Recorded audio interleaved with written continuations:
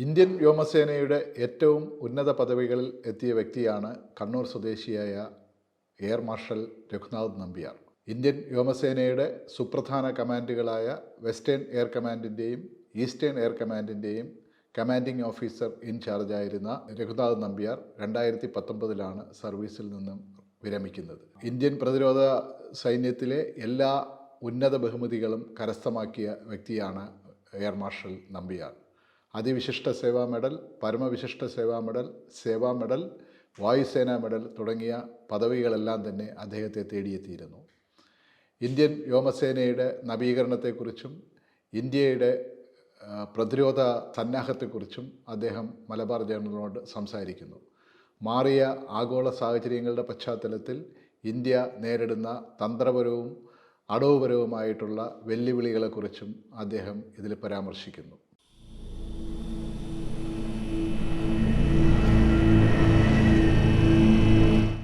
Let us begin this conversation with this, നമ്മൾ പറയുന്നല്ലോ globally ഒരു പുതിയ ഇത് വരെയാണ്.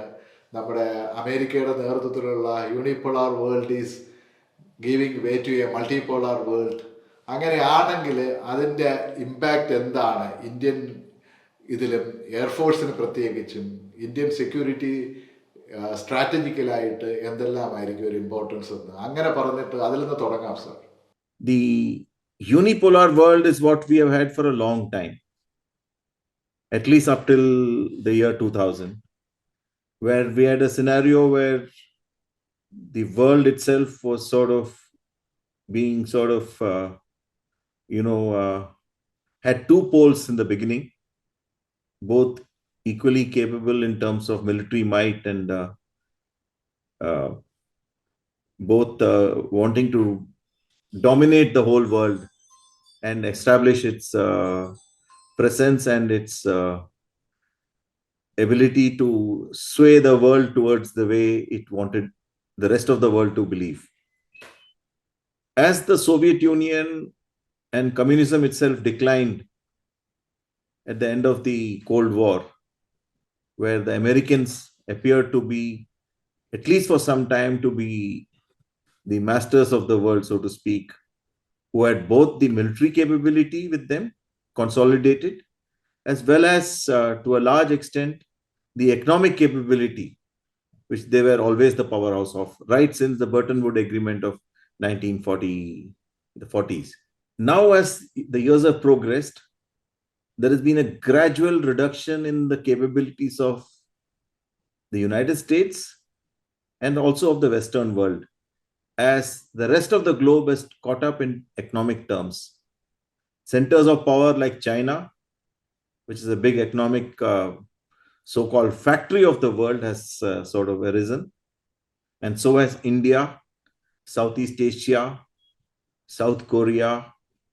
In fact, many new places have come about in the economical map of the world, which have started dictating now how the world should be run, rather than what was coming out of Washington, D.C. and Brussels. Now,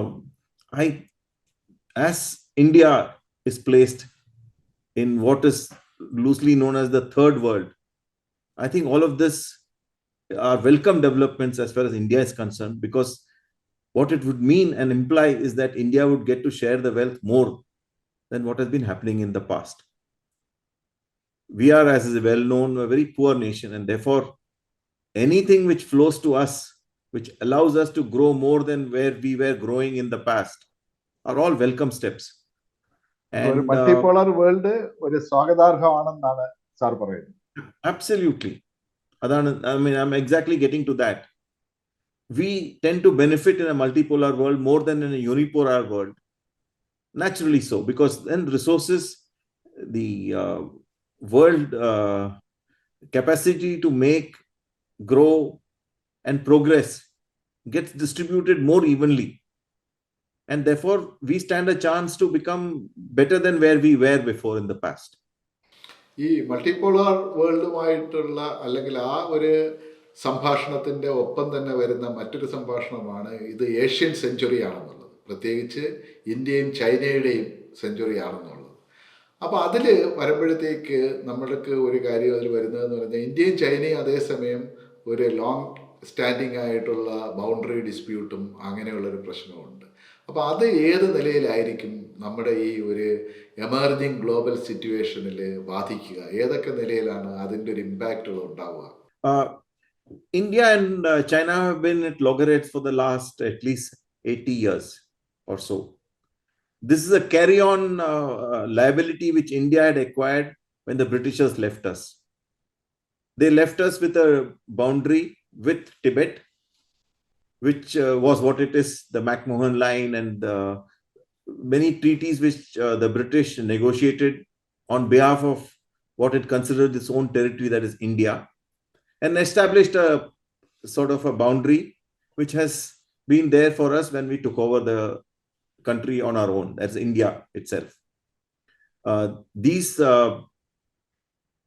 sort of resolutions between two neighbors were very loosely sort of done, in the sense that the boundaries were not clearly delineated and demarked and sort of kept in some sort of a very accurate state, primarily because the areas were extremely remote, and we did not, and the British did not feel it worth their while to devote too much of energies into this particular part of the world. Tibet itself was a very weak power, so to speak, as compared to the British might. And you probably would be aware that during the Second World War, when the British attention was being diverted towards all the other problems which were happening in Southeast Asia, the Tibetans did indeed make inroads into India and to what we believe is India, and tried to sort of establish their own sort of presence there. The Tibetans also loosely sort of believed that their masters were Chinese, and they used to pay homage and taxes and such like to the Chinese in the past. When China occupied Tibet in the 1950s and now started looking at the boundary, they started seeing places where they thought that they could sort of push, slice, or take up by various means.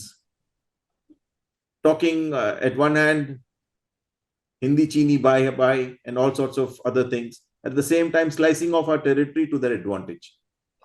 അപ്പൊ ഞാൻ ചോദിക്കുന്നത് ഈ ഒരു colonial legacy ബാക്കി വെച്ചിട്ട് പോയ ഈ സംഭവം നമ്മുടെ ഒരു ഏഷ്യൻ സെഞ്ചുറിയെ ചൈനയും ഇന്ത്യയും തമ്മിലുള്ള അതൊരു പ്രൊലോങ് ചെയ്യാനായിട്ട്, അത് റിസോൾവ് ചെയ്യാനായിട്ട് നമ്മൾക്ക് എന്തുകൊണ്ട് കഴിയുന്നില്ല? ഇത് നോക്കൂ, ഒരു പ്രോബ്ലത്തിന് റിസോൾവ് ചെയ്യാൻ രണ്ട് സൈഡും എഗ്രി ചെയ്യണം. The problem is China does not want to resolve this problem. China has got a problem with many other nations. Look at China in the in the South China Sea. They got a problem with Philippines. They got a problem with Vietnam. They got a problem with every country in that neighborhood. They got a problem with Japan. They got a problem with Korea. You name it, they have a problem. And therefore, they are not keen to resolve it. They feel that keeping this area disturbed is towards their advantage. They have said, as in the past, that any resolutions taken in the world or any agreements, any treaties which they have taken up when they were weak, do not apply to the present day. And therefore, whatever was signed, whatever was agreed upon, no longer stands reason, including international treaties. They have broken every possible sort of treaty in the world today to set up a scenario which is ideally suited to their long-standing ambition of being hegemons in this part of the world. Now, we have a choice whether we allow that to continue or we sort of dispute it and stand our ground and say that this is India, this is our sovereign territory, and this is what we believe is ours. If you want to take it from us, you have to do so at a cost. ആ നിലയിൽ ഒരു strategically America പോലുള്ള രാജ്യങ്ങൾ അല്ലെങ്കിൽ western Nations അവരതിൻ്റെ ഒരു advantage എടുക്കാൻ ശ്രമിക്കുകയാണോ, അതോ നമ്മൾ ബോധപൂർവം ഇതിനെ റെസിസ്റ്റ് ചെയ്യുന്നതാണോ? എന്താണ് അതിൽ നടക്കുന്നത്? അതങ്ങനെയല്ല. The thing is, we are taking advantage of Chinese disputes in the South China Sea to get people who are like-minded, who believe in international systems, international practices, international agreements, and we are using it definitely to our advantage to sort of get together and resist a huge power, which is, I would call it some sort of, divergent from what exactly is the world order today.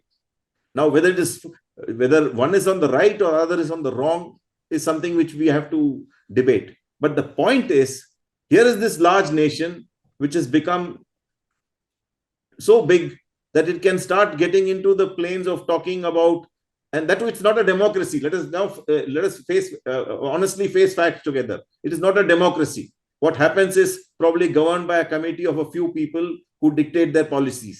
And they have decided to go along this route of creating a disruptive sort of influence in the world affairs, in their part of what they believe the world, and also in our part of our world. So this brings us to the issue of the Indian Air Force modernization and its expansion of its capacity and all these things.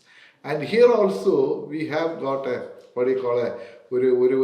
ഒരുപാട് issues അതുമായിട്ട് ബന്ധപ്പെട്ടുണ്ട്. നമ്മുടെ എയർഫോഴ്സിൻ്റെ കേപ്പബിലിറ്റിയെ കുറിച്ചിട്ട്, capability in terms of, ഞാൻ പറയാം, ഉദാഹരണത്തിന് നമുക്ക് minimum requirement ഒരു 50 Kombat fighting സ്ക്വാഡ്രൻസ് ആണ്, നമ്മൾക്ക് 30 തന്നെ ഉള്ളൂ. അപ്പോൾ ഇങ്ങനെയുള്ള ഇഷ്യൂസിനെ നമ്മൾ എങ്ങനെയാണ്, as A person with a long experience in air force, how do you view this thing, എങ്ങനെയാണ് അതിനെ കാണുന്നത്? The Indian Air Force can only be one of the arms of India's capability to resist aggression. It is a part of a system in place. And as a nation, India has to decide what does it do first and what does it do second and what does it do third in terms of priority. Because we are, let us face facts, still a poor country. The average Indian is a poor man. The average Indian cannot afford to fight very long drawn battles and make an armed forces very powerful or very, very strong. We have this huge challenge today where we have living in a nuclearly armed neighborhood. We have 2 nuclear powers bordering us on the east and in the west and in the north, all of which have very high capabilities, who have sort of decided to have a dispute with us, probably over the boundary, probably over ideology, probably over any other thing, including Kashmir, for example. Indian Air Force is a part of the Indian system.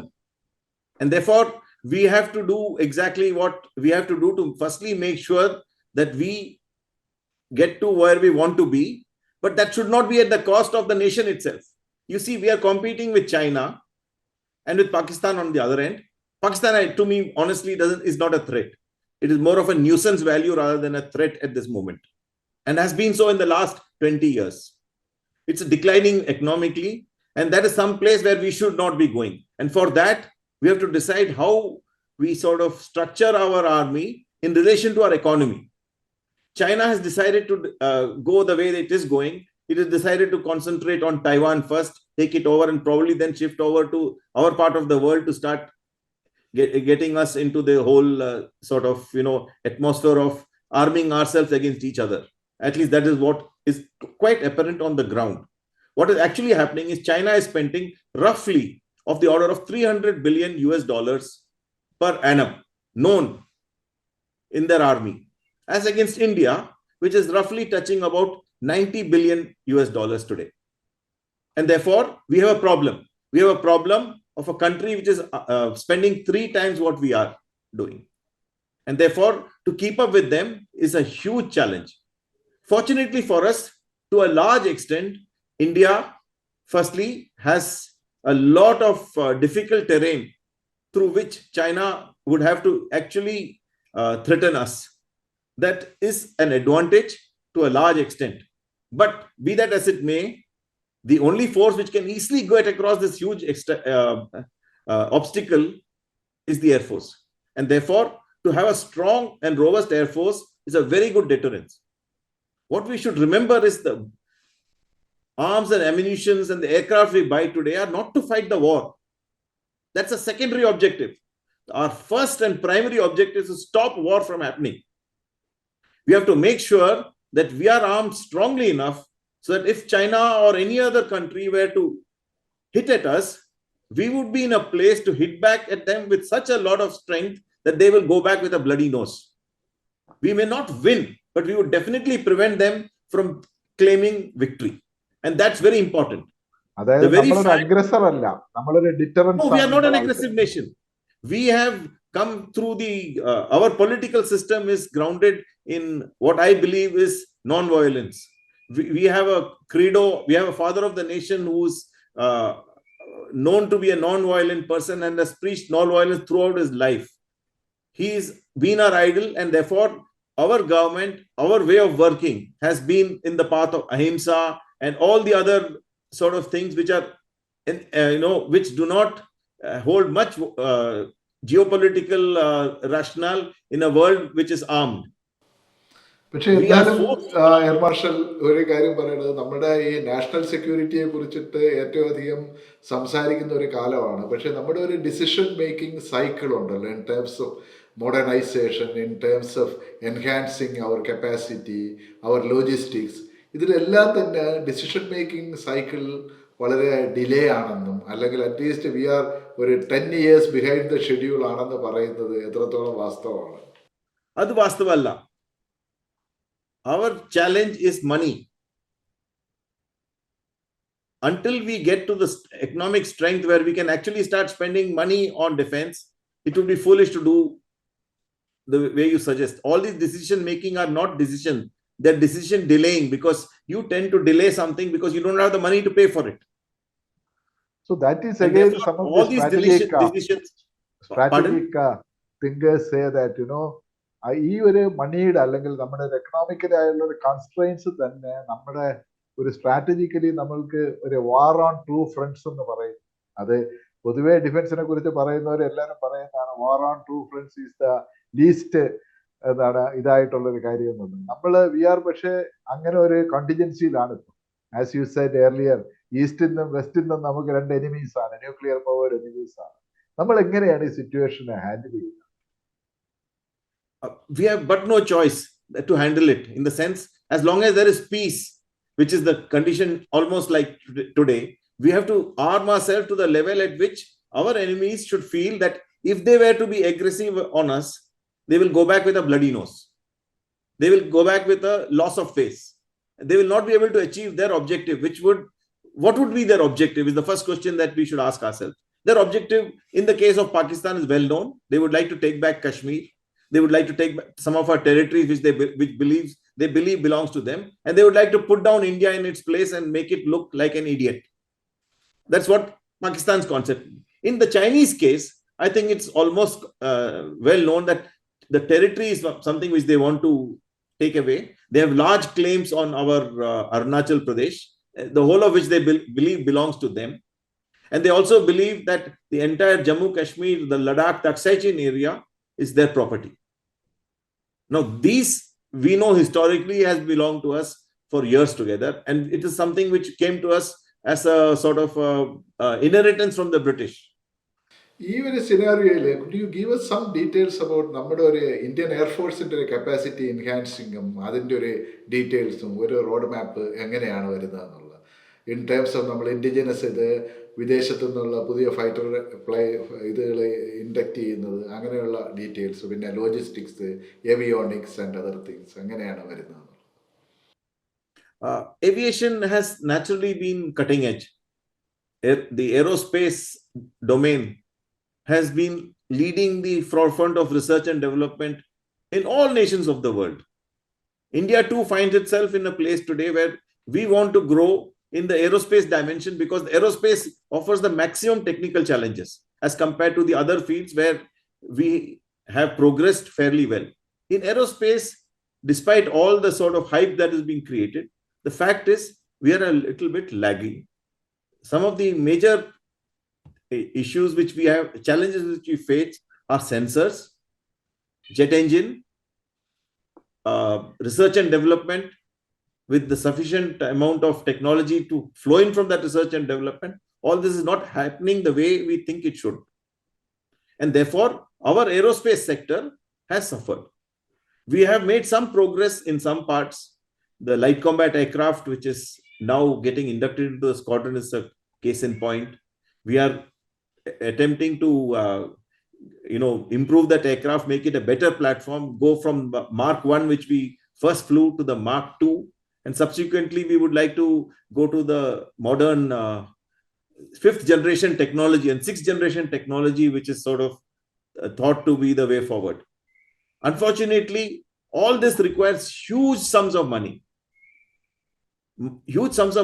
which we can ill afford at the moment.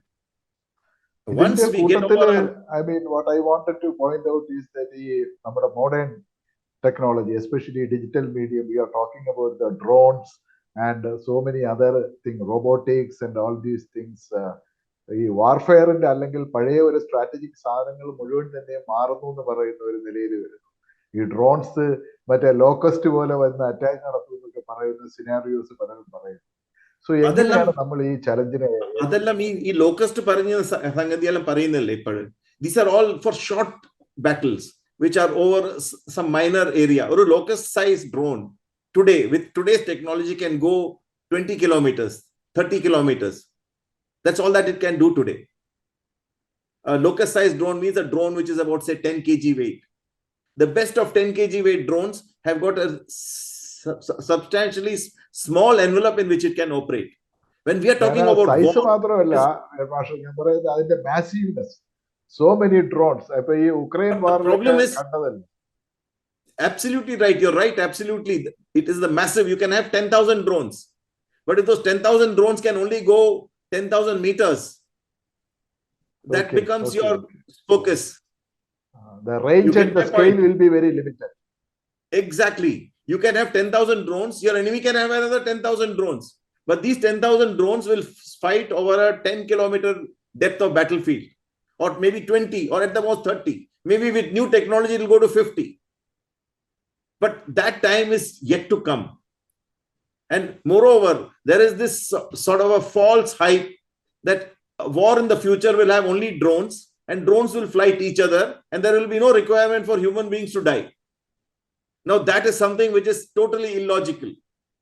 Military forces are used for application of violence at human beings, not at drones and each other. The drones are just a ways and a means to achieve your objective of hitting, exploiting kinetic energy to get your way. Don't let us forget that. The drones are a new weapon system today. In the past, we had missiles, we had aircrafts. The drones is a new invention, but has it reached the capability of a drone of the size of 10 kg trying to duplicate an aircraft with the weight of 10 tons?